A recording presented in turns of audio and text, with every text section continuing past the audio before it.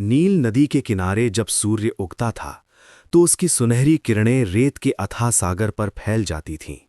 ये वही धरती थी जहां समय स्वयं ठहरकर मनुष्य की महत्वाकांक्षा को देखता था।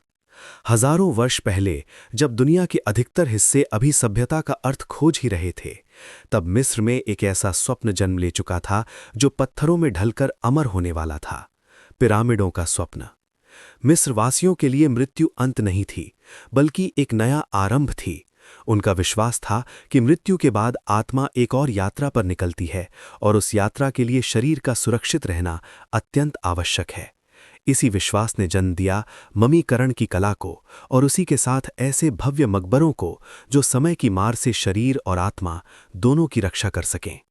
यहीं से पिरामिडों की कल्पना ने आकार लेना शुरू किया। शुरुआत में मिस्र के राजाओं को साधारण मिट्टी के टीले नुमा मकबरों में दफनाया जाता था, जिन्हें मस्ताबा कहा जाता था। ये चौकोर सपाट छत वाले निर्माण थे, पर जैसे जैसे राजाओं की शक्ति और ईश्वरत्व की धारणा बढ़ती गई, वैसे वैसे मकबरों का स्वरूप भी विशाल और ऊंचा होता गया। राजा स्वयं को सूर्यदेव रा का पुत्र मानते थे और चाहते थे कि मृत्यु के बाद उनकी आत्मा सीधे आकाश की ओर जाए। यही कारण था कि मकबरे अब धरती से आकाश की ओर उठने लगे। राजा जोसर के समय पहली बार पत्थर से बना एक सीढ़ी-नुमा पिरामिड खड़ा किया गया। ये प्रयोग था एक साहसिक प्रयोग। पत्थर को इस तरह तराश कर बिना आधुनिक औजारों के एक के ऊपर एक जमाना आसान नहीं था, पर मिस्र के कारीगरों, शिल्पियों और वास्तुकारों ने असंभव को संभव करने का संकल्प लिया। इसी प्रयोग ने भविष्य के महान पिरामिडों की नींव रखी। समय बीतता गया और मिस्र का साम्राज्य समृद्ध होता गया। नील नदी हर वर्ष बाढ़ लाती, खेतों को उपजाऊ बनाती, और जब बाढ़ उतरती तो हजारों किसान खाली समय में राज्य के कार्यों में लग जाते। यही वो समय होता था जब पिरामिड निर्माण के लिए श्रमिकों की विशाल सेना तैयार होती थी।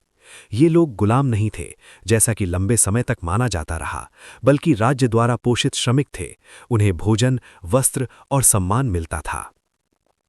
सबसे महान और रहस्यमय पिरामिडों का निर्माण गीज़ा के पठार पर हुआ, जहां आज भी गीज़ा का महान पिरामिड अपनी विशालता के साथ खड़ा है। कहा जाता है कि ये पिरामिड फिरौन खुफू के लिए बनाया गया था। इसके निर्माण में लाखों पत्थरों के विशाल खंडों का उपयोग हुआ, जिनमें से प्रत्येक का वजन कई टन था। सबसे बड़ा प्रश्न यही था, इतने भारी पत्थरों को काटा कैसे गया, लाया कैसे गया और इतनी सटीकता से जोड़ा कैसे गया। नील नदी इसका उत्तर देती है।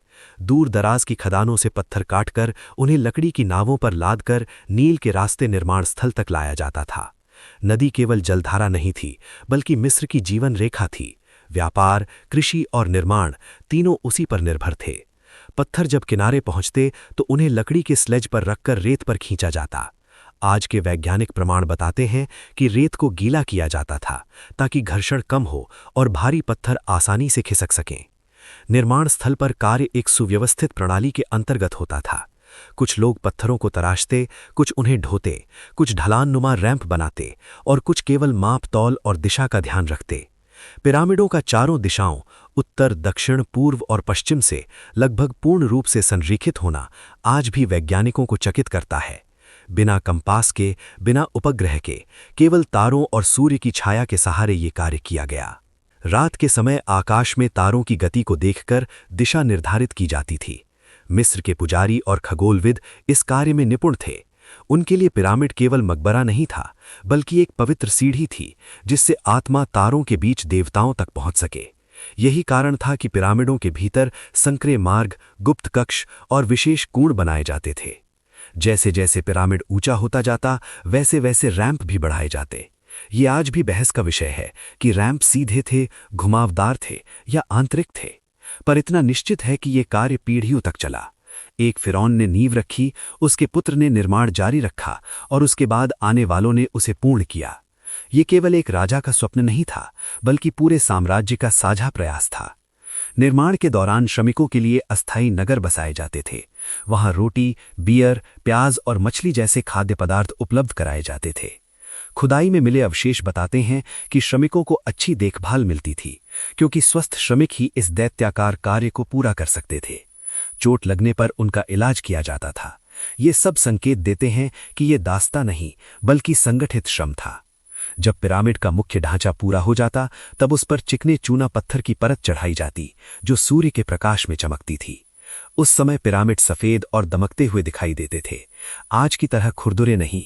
शीर्ष पर अक्सर सोने या इलेक्ट्रम से मढ़ा हुआ कैपस्टोन लगाया जाता था जो सूर्य की पहली किरण को प्रतिबिंबित करता था। अंततः वो दिन आता जब फिरौन की मृत्यु होती।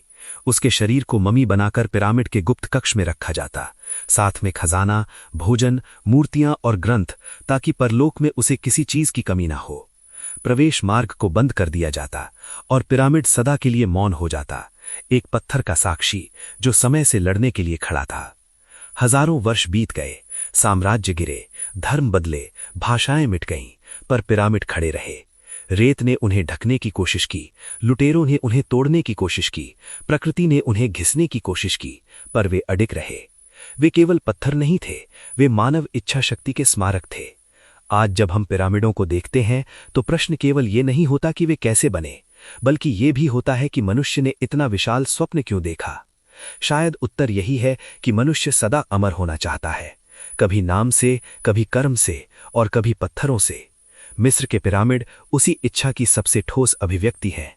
वे हमें बताते हैं कि जब विश्वास, विज्ञान, संगठन और श्रम एक साथ आते हैं तो इतिहास बनता है। और यही कारण है कि मिस्र के पिरामिड केवल अतीत की कहानी नहीं, बल्कि मानव सभ्यता की आत्मकथा है। एक ऐसी कथा जो आज भी रेत और सूर्य के बीच खड़ी होकर हमसे संवाद करती है। ऐसे रहस्यों को जानने के लिए चैनल को सब्सक्राइब करें।